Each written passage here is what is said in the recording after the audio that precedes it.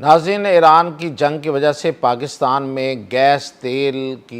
کا ایک بحران پیدا ہونے کا خدشہ ہو گیا ہے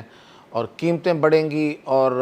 لوگوں کو گیس اور تیل کے استعمال میں بہت سی بچت کرنا پڑے گی۔ شاید ایک شہر سے دوسرے شہر کا سفر جو ہے وہ بھی بند کر دیا جائے اور قیمتیں جو ہیں وہ بڑھ سکتی ہیں، لوگوں کی پہنچ سے دور ہو سکتی ہیں، اور پھر یہ کہ لوگوں کے گھروں کے چولہے بھی ٹھنڈے پڑ سکتے ہیں۔ یہ سب کیا اور کب تک جو ریکوری ہو سکتی ہے، اور پاکستان نے اس حوالے سے کیا انتظامات کر رکھے ہیں؟ ایک وار کمیٹی بن گئی ہے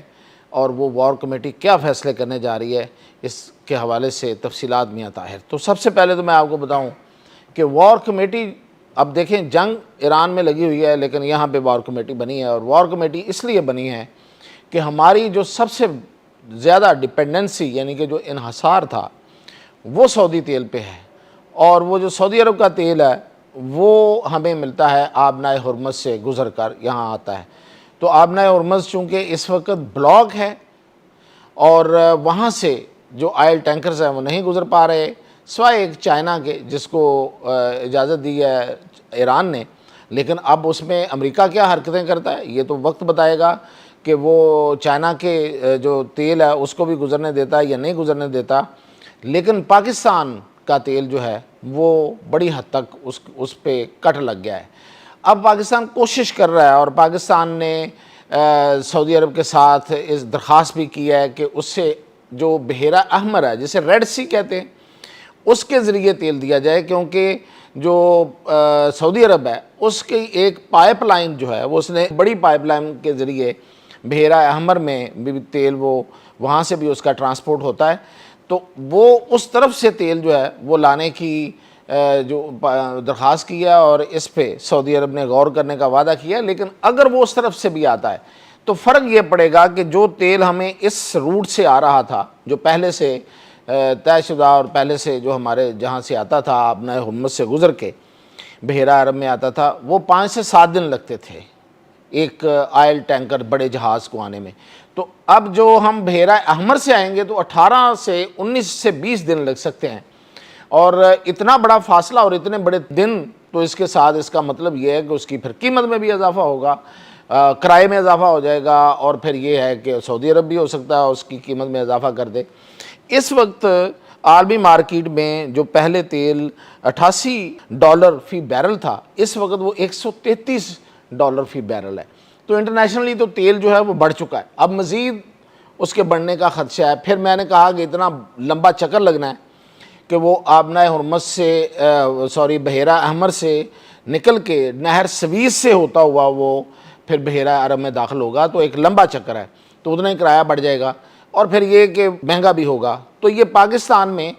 تیل کے حوالے سے شاید قلت اس طرح سے ہمیں درپیش نہ ہو، لیکن قیمت بڑھ جائے گی۔ اب جو کہا جا رہا ہے نا کہ 28 دن کا تیل، میں آپ کو خبر دے رہا ہوں وہ 28 کا نہیں، اب وہ 25 دن کا تیل ہے۔ یہ غلط بات ہے کہ وہ 28 دن کا تیل ہے، اب صرف 25 دن کا تیل ہمارا سٹاک جو ہے وہ رہ گیا ہے۔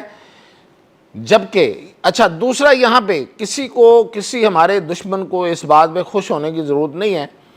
جو ہماری جو اسٹریٹجک ایسٹس ہیں، جو ہمارے لیے زندگی موت کا مسئلہ ہے، جس کے لیے تیل فراہم کرنا، وہ ہماری ملک کی ضروریات کافی ہیں اس کے لیے، یعنی کہ جو ہمارے ملک سے تیل نکل رہا ہے وہ اس کے لیے کافی ہے، لہٰذا اس کے لیے ہمیں باہر سے تیل منگوانے کی ضرورت نہیں پڑتی اگر ہم اس پہ جانا چاہیں تو۔ اگر ہمیں اس وقت کسی ضرورت پڑ جائے، یعنی ہمارے ٹینکوں میں، ہمارے جہازوں میں جو تیل بڑھنا ہے وہ ہماری ملک کی ضروریات اس کے لیے سفیشینٹ ہے، اس لیے کوئی دشمن اس سے خوش ہونے کی کوشش نہ کرے۔ ہاں، ملک کی ضروریات یعنی کہ ٹرانسپورٹ کے لیے اور عام لوگوں کے استعمال کے لیے جو تیل ہے وہ 25 دن کا رہ گیا ہے۔ ہاں، یہ ہے کہ اس کی سپلائی رکی نہیں ہے، سپلائی اس کی چلتی رہے گی، لیکن وہ مہنگی ہو جائے گی۔ تو اس لحاظ سے پھر اس میں ظاہر ہے آپ کو پتہ ہے کہ منافع خور اور پھر جو اس کی ذخیرہ اندوز ہیں وہ بھی سرگرم ہو جاتے ہیں ناجائز منافع کمانے کے لیے، یہ تو ہمارا ترہ امتیاز ہے۔ تو اب وہ جو یہ حرکتیں کریں گے اس سے ظاہر ہے کہ قیمتیں بھی بڑھے گی، قیمت پٹرول غائب بھی ہوگا۔ تو حکومت جو ہے وہ اس وقت سوچ یہ رہی ہے، اور جس کا ممکنہ طور پہ کل اعلان ہو جائے گا، کہ کلاسز جو اسکولوں کی اور کالجز اور یونیورسٹیز کی ہیں وہ آن لائن کر دی جائیں، یعنی کہ کووڈ والا کورونا کا زمانہ جو ہے وہ شاید اس لحاظ سے واپس آ جائے، اور دفاتر میں زیادہ تر لوگوں کو ورک فرام ہوم یعنی کہ گھروں میں بیٹھ کے کام کرے، وہ اس کا نفاذ کر دیا جائے، اور ایک شہر سے دوسرے شہر کے درمیان سفر جو ہے وہ کم سے کم کر دیا جائے۔ بہت زیادہ ضرورت کے تحت لوگ جو ہیں وہ بین شہر سفر جو ہے جسے انٹر سٹی کہتے ہیں، اور جو شہر کے اندر ہے وہ ویسے کم ہو جائے گا جب اسکولوں میں اور دفاتر میں جانا جو ہے وہ اس کی ضرورت کم ہو جائے گی۔ تو اس طرح سے کر کے یہ مینج کرنے کا اعلان کیا جا رہا ہے تاکہ صورتحال کو کنٹرول کیا جا سکے، اور پھر یہ کہ اس کی راشننگ بھی کی جا سکتی ہے، یعنی کہ اتنا پیٹرول دیا جائے گا ایک گاڑی کو یا ایک موٹر سائیکل کو، تو خیر اتنا راشننگ کی ضرورت نہیں ہے، لیکن گاڑیوں کو پیٹرول جو ہے اس کی راشننگ بھی ہو سکتی ہے، اس کا اعلان بھی ہو سکتا ہے۔ جو گیس ہے اس کا مسئلہ ہے سب سے زیادہ، گیس کی کوئی سٹوریج نہیں ہے پاکستان کے اندر، تو اس لیے جو ایل پی جی ہے اور جو ایل این جی ہے وہ تو قطر نے تو بالکل انکار کر دیا ہے، کیونکہ قطر نے تو اپنی تقریباً پروڈکشن ہی بند کر دی ہے، جتنا زیادہ وہاں پہ اس وقت حملہ ہو رہا ہے تو اس نے اپنی پروڈکشن بند کر دیا ہے، تو اس لیے وہ تو نہیں آ رہی۔ ہاں یہ ضرور انہوں نے کیا ہے کہ اب جو یوریا بنانے کے لیے جو گیس تھی اس کو کٹ کر دیا ہے، اور جو گیس ہمارے اپنی اندرونی گیس ہمارے ملک کے اندر پیدا ہوتی ہے اس پہ انحصار ہے، تو وہ اس سے کٹ کر کے وہ یعنی کہ وہ سوئی گیس اب کھاد بنانے کے لیے نہیں دی جائے گی بلکہ وہ گھریلو استعمال کے لیے دی جائے گی، لیکن اس کے باوجود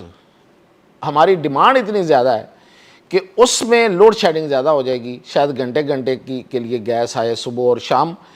پہلے کچھ بہتر صورتحال تھی، اس سے زیادہ 2-3 گھنٹے آ جاتی تھی،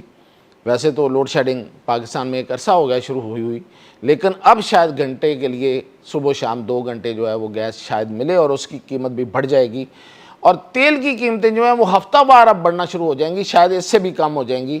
کیونکہ جو تیل لانے والے اتنی دور سے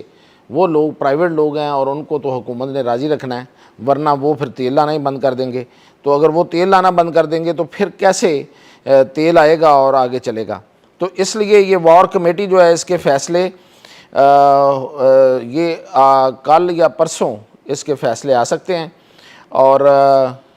یہ صورتحال اس وقت ملک کے اندر بننے جا رہی ہے، اور اس سے